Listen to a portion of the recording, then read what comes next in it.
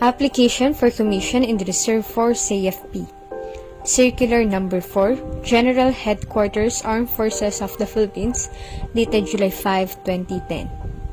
The circular standardized the concept, policies, and procedures governing the commission of reserve officers in the Reserve Force AFP, in order to avail of the best officer who may be effectively utilized in the reserve units of the AFP upon the mobilization in war or national emergency.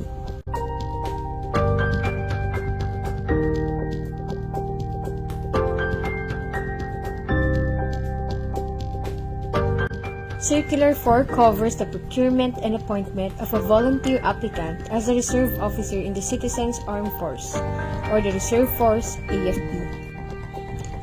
Appointment and commission in the Reserve Force shall be made in the Army, Air Force, Navy, and Technical and Administrative Service, including Judge Advocate General Service, Chaplain Service, Dental Service, Corps of Engineers, Medical Corps, Veterinary Corps, Nurse Corps, Medical Administrative Corps, and Corps of Professors, which may heretofore be authorized by law.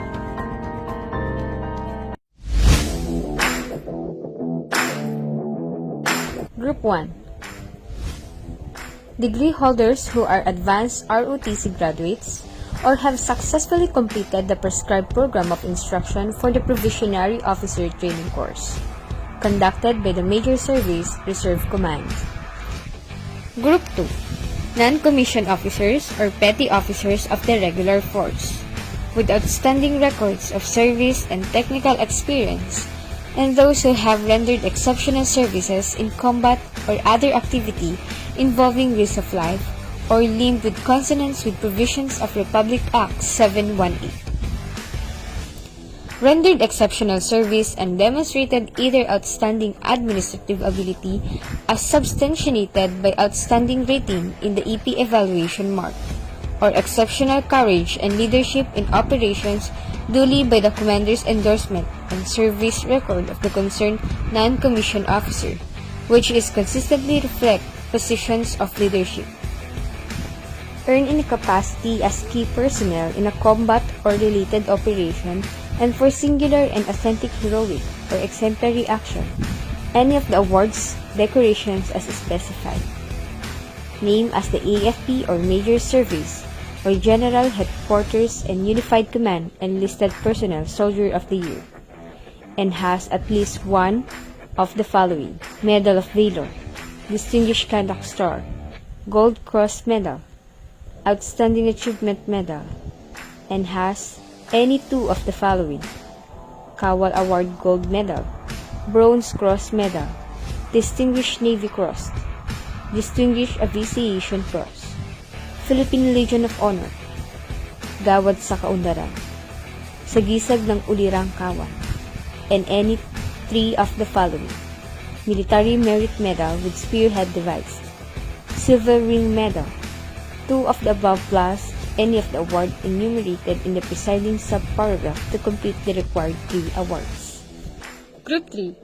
Degree holders requiring 4 or more years of study in the courses of interest to the AFP, and who are graduates of the basic ROTC or has basic citizenship military training as specified in Philippine Army, Philippine Air Force, Philippine Navy, and AFP Reserve Command.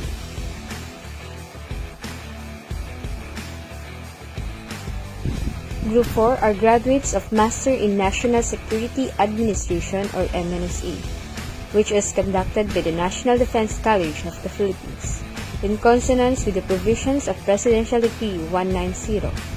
Group 5, Key and Technical Personnel of Vital Government and Private Utilities which have been affiliated in the Reserve Force AFP, in consonance with provisions of Section 10 and 31 of Republic Act 7077. The initial rank to be conferred an applicant under this program shall be between Second Lieutenant and Lieutenant Colonel. Personnel commissioned under this group are not eligible for promotion under the existing laws, in the same manner as of the general line in the Reserve Force, due to the very nature of their incorporation in the Reserve Force.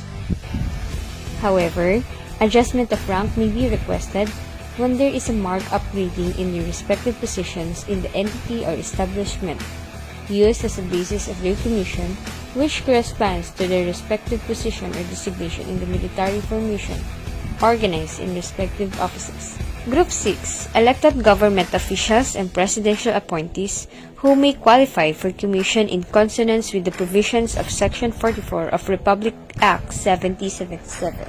Initial appointment shall be in ranks as prescribed by below.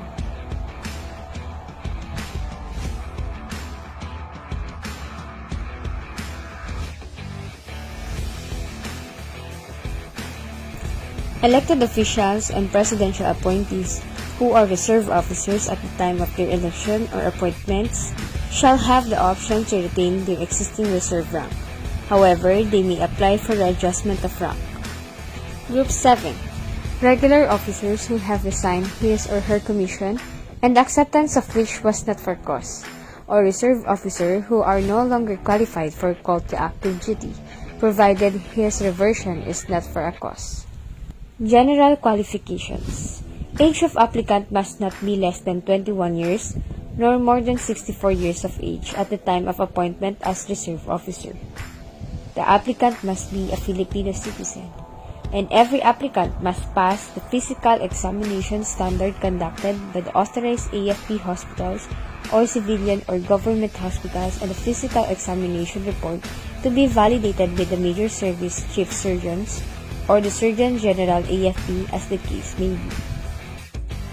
AFP service aptitude test shall be required for all applicants for commission except for elected government officials, appointed government officials, holders of government licenses, Master in National Security Administration graduates, and Armed Forces of the Philippines affiliated reserve unit personnel.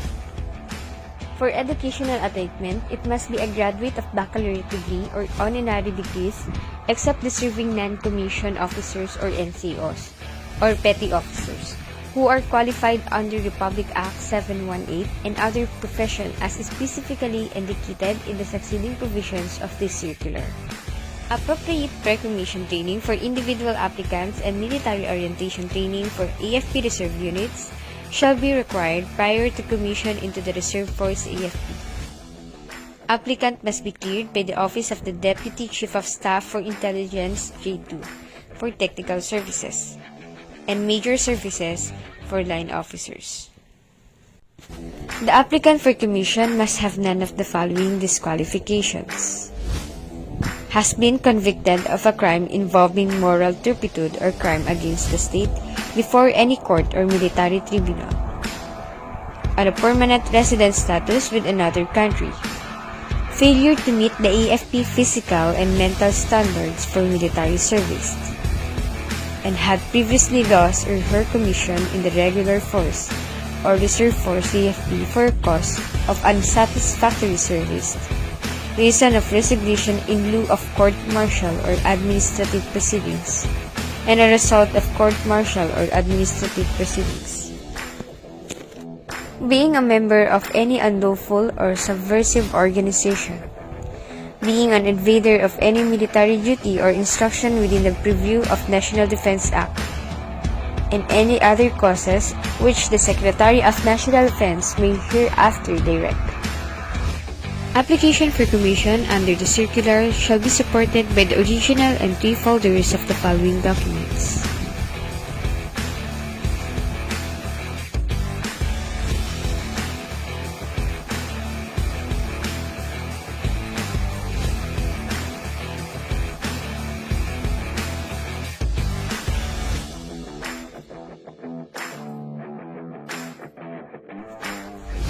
The AFP Reserve Command and the major services, through their respective reserve commands, are responsible for soliciting applicants for commission under the circular. All applications shall be thoroughly screened by the respective screening boards to be created for the purpose, which shall recommend candidates for commission to the major service or AFP Reserve Command commanders, then to the Chief of Staff AFP. All disapproved applications as determined by the appropriate screening boards shall be returned to the soliciting units for proper disposition. The following applicants are also qualified for the reserve commission in the Philippine Army. Holders of degrees whose courses are in the interest to the Philippine Army, which require 4 or more years of study, graduates of basic ROTC or equivalent pre-commission training, and passers of appropriate government licensure examination, particularly those in the fields of accountancy, architecture, interior design, education, foresters, urban planning, nutrition, culinary arts and hospitality management, agriculture, criminology, customs administration, environmental planning, librarian, information technology, and social works. Other degree holders who have been acknowledged as experts or specialists in their professional and technological fields. The minimum age, experience in the practice of particular profession, and educational background of each rank are as prescribed in the following table. However, the age requirement shall not be principal factor in determining the appropriate rank to which an applicant shall be recommended. The ranks indicated in the following tables shall be in the maximum rank, commensurate to the respective age and work experience of an applicant.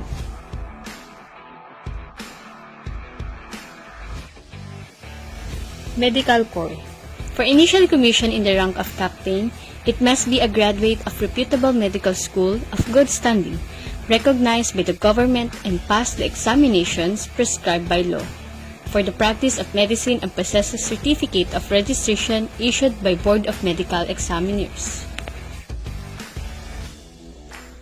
For commission in grade of major, it should be a diplomate or fellow of any medical specialty, having passed the written and oral examination required by the specialty board, college, society, or association of the medical specialty.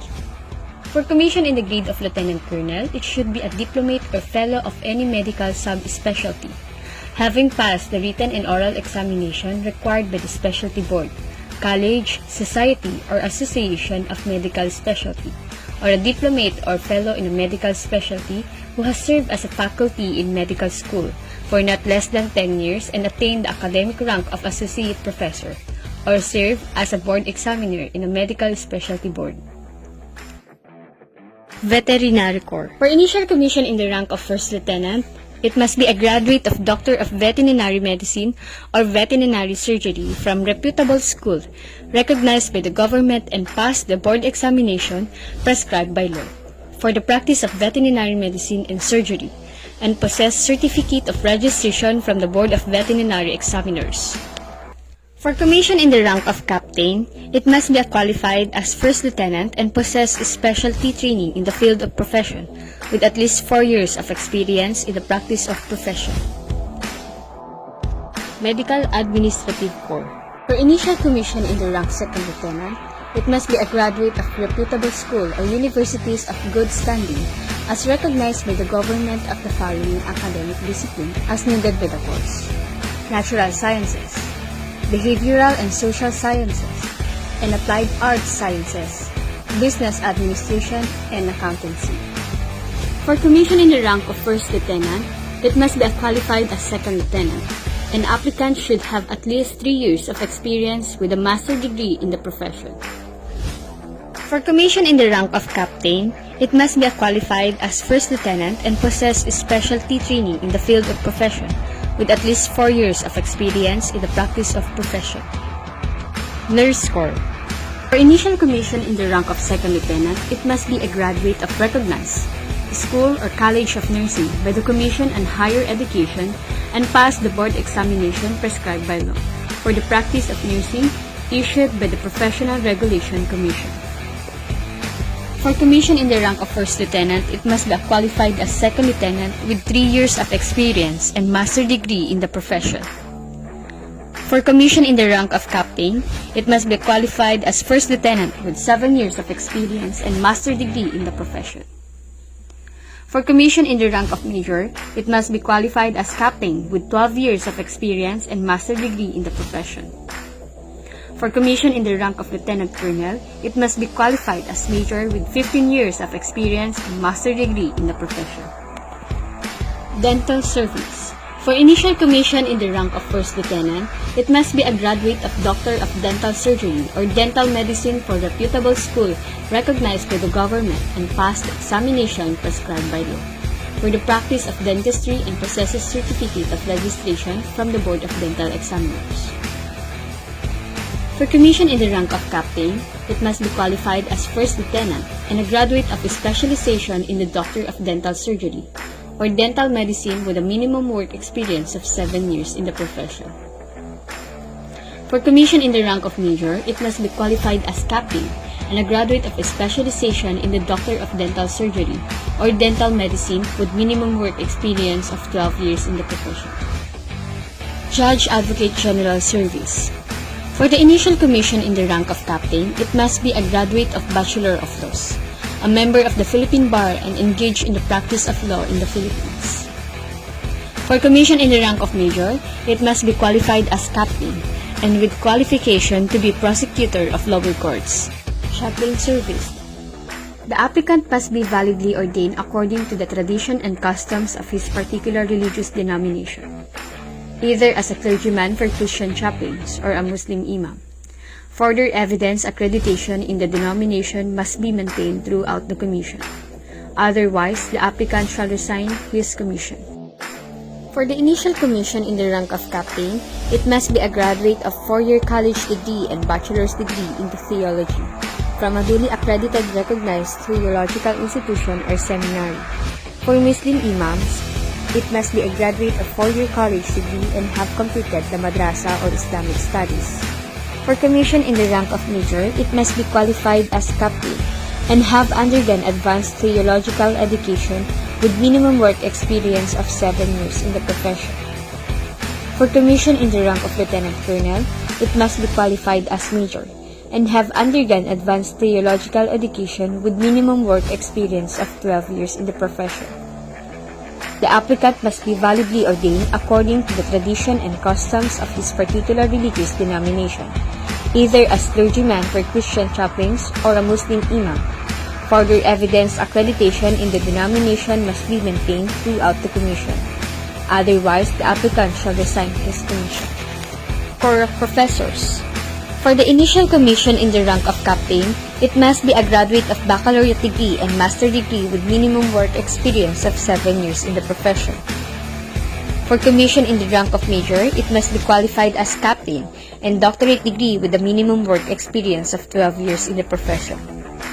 For commission in the rank of Lieutenant Colonel, it must be qualified as Major and with a minimum work experience of 12 years in the profession. For the initial appointment in academic rank of Assistant Professor with corresponding military grade of Captain, it must hold a master degree in any academic discipline relevant to the curriculum of any AFP education and training unit. It must have a minimum teaching experience of 7 years in tertiary education institution. Must be at least 28 years old at the time of application and not more than 45 years old at the time of appointment, and must possess such other qualifications as the Dean, Corps of Professors, AFP may prescribe. For the initial appointment in the academic rank of Associate Professor with corresponding military grade of Major, it must hold a doctorate degree in any academic discipline relevant to the curriculum of any AFP education and training unit. Must have a minimum teaching experience of 12 years in any tertiary education institution. It must be at least 33 years of old at the time of application and not more than 45 years old at the time of appointment, and must possess such other qualification as the Dean, Corps of Professors, AFP may prescribe. For the initial appointment in academic rank of Professor with the corresponding military grade of Lieutenant Colonel, it must hold a doctorate degree in any academic discipline relevant to the curriculum of any AFP education and training unit. It must have minimum teaching experience of 15 years in any tertiary educational institution, and must be at least 36 years old at the time of application and not more than 45 years old at the time of appointment, and must possess such other qualifications as the Dean of Corps of Professors, AFP may prescribe. Over the years, the AFP Reserve Force has been a vital component to the armed forces and the whole country, delivering essential contributions to defense. development, and security. Members of the Reserve Force are highly valued for their role in safeguarding the security of the state, for their assistance in socio-economic development, their support in rescue and relief during calamities, and disaster their functions and services in times of emergencies, and to assist the operation and maintenance of essential government or private utilities in furtherance of its overall mission.